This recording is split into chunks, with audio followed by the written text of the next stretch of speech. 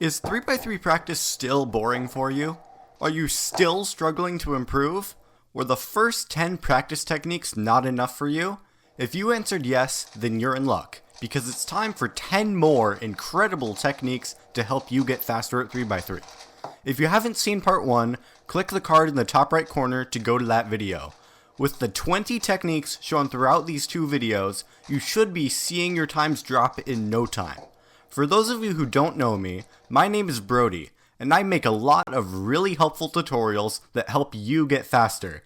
If you want to make sure that you'll see all of my future tutorials as soon as they come out, make sure to subscribe and click the bell icon to join the notification squad. I've also got a special surprise at the end of this video, so make sure to watch the entire thing so you get all of the practice technique goodness along with the surprise. Without further ado, let's get started. So first, you're going to want to go to the settings on CS Timer and go to the timer page. Then, you should set the multiphase to 4. This way, you can time yourself with each step instead of just timing an entire solve. What you should do is start a solve, and when you finish solving cross, press the spacebar. Then, start doing F2L, and when you're done with that, press the spacebar again. Then, do OLL and press the spacebar when you're done, and finally, do PLL and then press the spacebar a final time. When you do this, the time for each step will show up along with the total time. After you do this a few times, you will also see the average time for each step underneath. This way, you can track your improvement in each step instead of just seeing your times. It also lets you see which steps you need to improve on. It does take some time to get used to pressing the spacebar after each step, and at first you'll forget to do it, but once you get past that, this is really easy to do. The one issue with this technique is that your times for each step won't be quite as fast as normal because it takes time to hit the spacebar, but still, this technique can be really useful. You can also use this for any other event by changing the number you set for multiphase. That works great for any event where the solve has at least 3 steps. While you're in the settings, you might as well try this technique.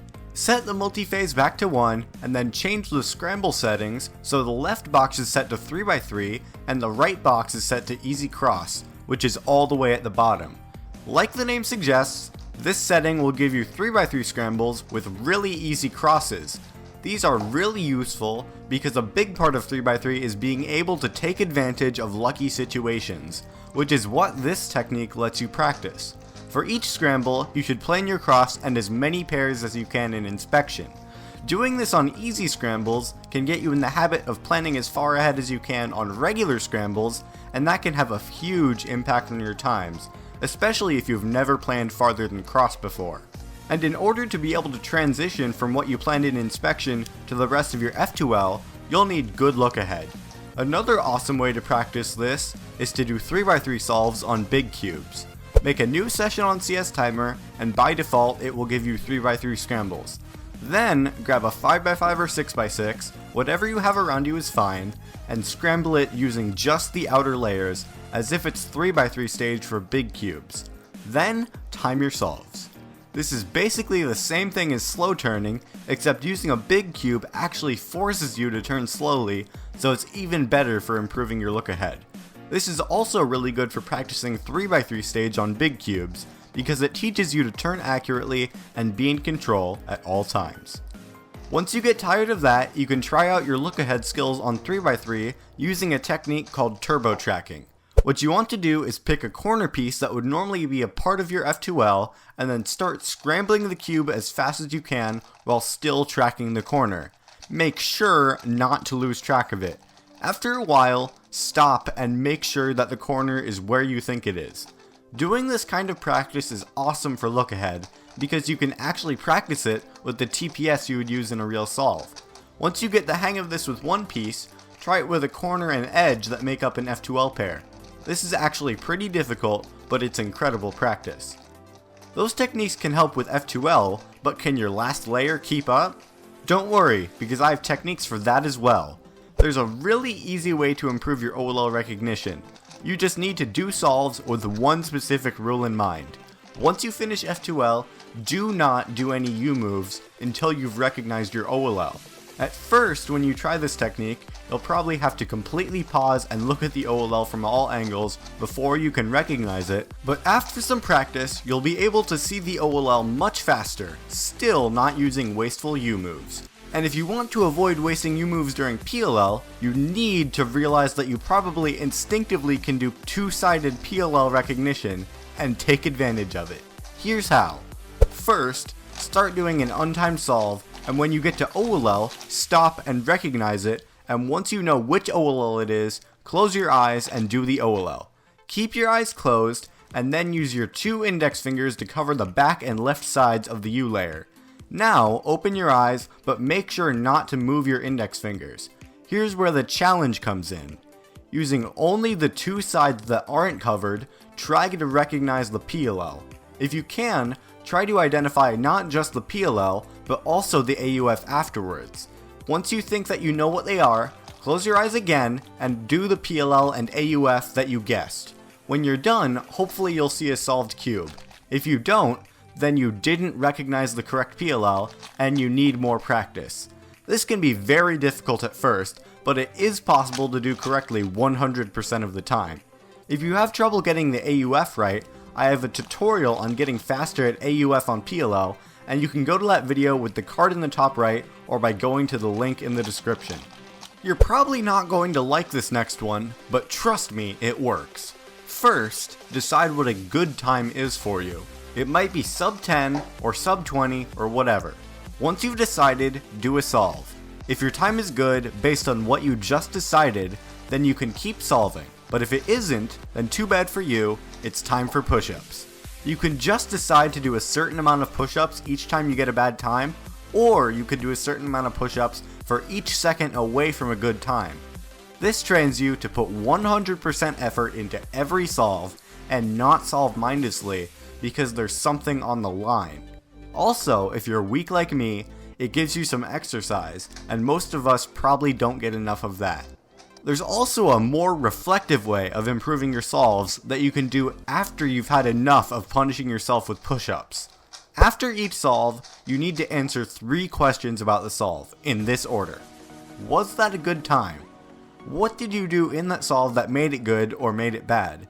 And finally, what can you do to fix it or make your other solves just as good? Doing this can help you realize a lot of flaws in your solves that you didn't know you had, or it can help you realize what makes the difference between a good solve and a bad one. Once you realize what you need to work on specifically, your practice will become much more effective.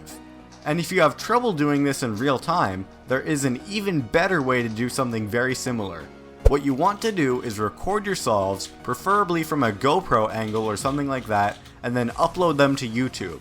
You can make the upload unlisted if you don't want other people to see your solves.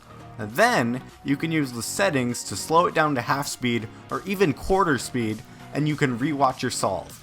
Pause as often as you need to, and look closely at everything you're doing.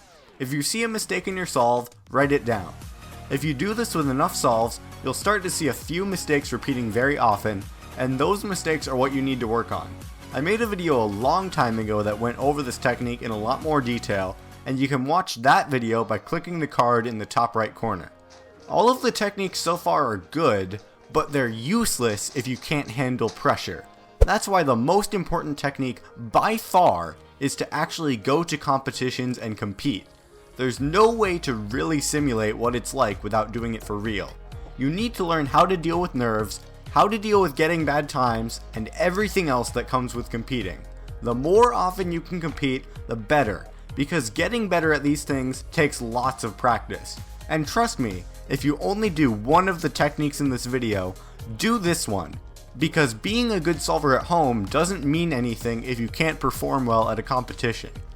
Thank you guys so much for watching, and I really hope this video and part 1 helped you guys as much as you've helped me in response to the first video. When I uploaded that video, I had 1,100 subscribers. And now, about 7 or 8 months later, I have over 4,000, and that video has over 120,000 views. In order to show how thankful I am to all of you, I'm holding a huge giveaway. The winner of this giveaway gets any cosmic 3x3 that they choose. I'm serious. For those of you who don't know, Cosmic is a service run by Speedcube Shop where they will lube, tension, resticker, and magnetize a cube to your preferences. Cosmic cubes are awesome, and that's why I'm so excited to be giving one away. To enter the giveaway, go to the Gleam link in the description. I'll have it labeled so you can't miss it. Once you're there, you can get entries by subscribing to my YouTube channel, watching certain videos of mine, following me on social media, and much more. This giveaway will end on May 28th, exactly 1 month after this video is posted, so enter now before it's too late. This giveaway is sponsored by SpeedCubeShop.com, and I'm incredibly thankful that they're so generous with this giveaway. Speedcube Shop is an awesome store, and they have the lowest prices, the fastest shipping, and the best customer service out of any store out there. And I highly recommend checking out their store. There's also a link in the description for that. So once again, thank you so much for watching this video. Don't forget to like, subscribe, comment, and enter the giveaway. I'll see you guys later, and I hope you have a fantastic day.